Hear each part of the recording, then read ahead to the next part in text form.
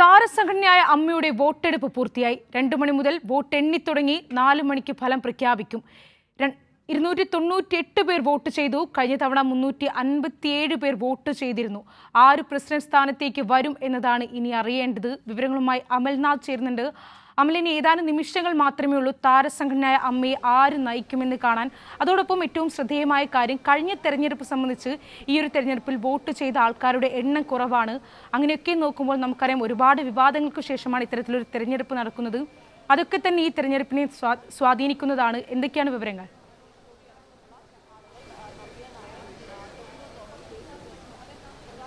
ശ്രീനിധി, ഇന്ന് കൃത്യം 10 മണിയോടുകൂടിയാണ് താരസംഘടനയായ അമ്മയുടെ തിരഞ്ഞെടുപ്പ് ആരംഭിച്ചത്. കൃത്യം 3 മണിക്കൂറാണ് ഈ തിരഞ്ഞെടുപ്പ് നടന്നത്. ഏകദേശം 1 മണിയോടുകൂടി തന്നെ വോട്ട് എടുപ്പൊക്കെ തന്നെ പൂർത്തിയായി. അതിനുശേഷം 2 മണിയോടുകൂടിയാണ് വോട്ടെണ്ണലിലേക്ക് കടന്നത്. ഏകദേശം 4 മണിയോടുകൂടി തന്നെ വോട്ട് എണ്ണിത്തീർന്ന് ഒരു പ്രസ് മീറ്റിലൂടെയാകും ഇതിലെ ആരൊക്കെ വിജയിച്ചു എന്ന കാര്യങ്ങളൊക്കെ തന്നെ മാധ്യമങ്ങളോട് പറയുക എന്നാണ് നിലവിൽ മനസ്സിലാക്കാൻ വേണ്ടി സാധിക്കുന്നത്. 506 മെമ്പർമാരാണ് ഈ അമ്മ സംഘടനയിലുള്ളത്. അതിൽ 298 പേരാണ് ഈ വോട്ടിൻ്റെ അതായത് ഇലക്ഷൻ്റെ ഭാഗമായി ഇവിടെ എത്തി വോട്ട് രേഖപ്പെടുത്തിയത്. കഴിഞ്ഞ തവണ 357 പേരുണ്ടായിരുന്നു. അതായത് കഴിഞ്ഞ തവണത്തെ വെച്ച് നോക്കുമ്പോൾ ഇത്തവണ ഒരു 60-നടുത്ത് പേരുടെ വോട്ട് അത് കുറവാണ്. ഇപ്പോൾ ശ്രീനിധി സൂചിപ്പിച്ചതുപോലെ തന്നെ ആദ്യഘട്ടം മുതൽ വലിയ രീതിയിലുള്ള വിവാദങ്ങൾ ഉണ്ടായിരുന്നു, ആരോപണങ്ങൾ ഒക്കെ ഉണ്ടായിരുന്നു. പക്ഷേ അതൊക്കെ തന്നെ ഇത്തരത്തിൽ ഈ വോട്ടെടുപ്പിൽ എത്തിയവരുടെ എണ്ണം കുറയാൻ വേണ്ടി ഒരു കാരണമായിട്ടുണ്ട് എന്നാണ് നിലവിൽ മനസ്സിലാക്കാൻ വേണ്ടി സാധിക്കുന്നത്. അതേസമയം തന്നെ ഇതിൻ്റെ പ്രസിഡന്റ് സ്ഥാനത്തേക്ക്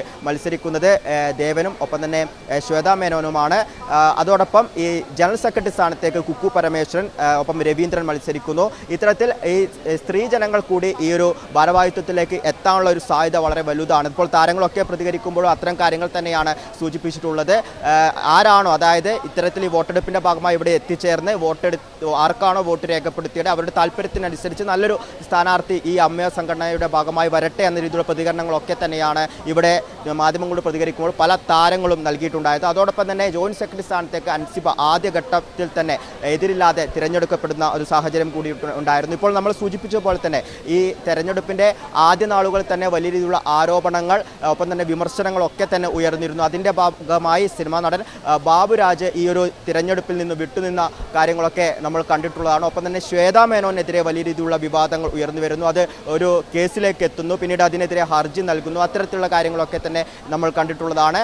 ഇത്തരത്തിൽ പല വിവാദങ്ങൾ, ഇപ്പോൾ കുക്കു പരമേശ്വരനെതിരെ മെമ്മറി കാർഡുമായുള്ള ഒരു വിഷയം ഉയർന്നു വരുന്നു. ഈ സംഘടനയ്ക്കകത്തുള്ള പലരും ഇത്തരത്തിൽ വലിയ ആരോപണങ്ങൾ ഉയർത്തുന്നു. അങ്ങനെ വലിയ വിവാദങ്ങളൊക്കെ തന്നെ നമ്മൾ കണ്ടു കഴിഞ്ഞിരിക്കുന്നു. അതിനിടയിൽ, അതായത് നാടകീയ രംഗങ്ങൾക്കൊടുവിലാണ് ഇത്തരത്തിൽ ഒരു തിരഞ്ഞെടുപ്പ് ദിനത്തിലേക്ക് എത്തിയിരിക്കുന്നത്. എന്ത് തന്നെയായാലും തിരഞ്ഞെടുപ്പ് വളരെ നല്ല രീതിയിൽ തന്നെ അവസാനിച്ചിരിക്കുന്നു. ഇനി വോട്ട് എണ്ണുക, ആരാണ് ഈ ഭാരവാഹിത്വത്തിലേക്ക് എത്തുക എന്നത് മാത്രമാണ് നമുക്കിനി അറിയാനുള്ളത്. കൃത്യം 4 മണിയോടുകൂടി ആ വിവരങ്ങൾ പുറത്തു വരുമെന്നാണ് നിലവിലിപ്പോൾ അറിയുന്നത്.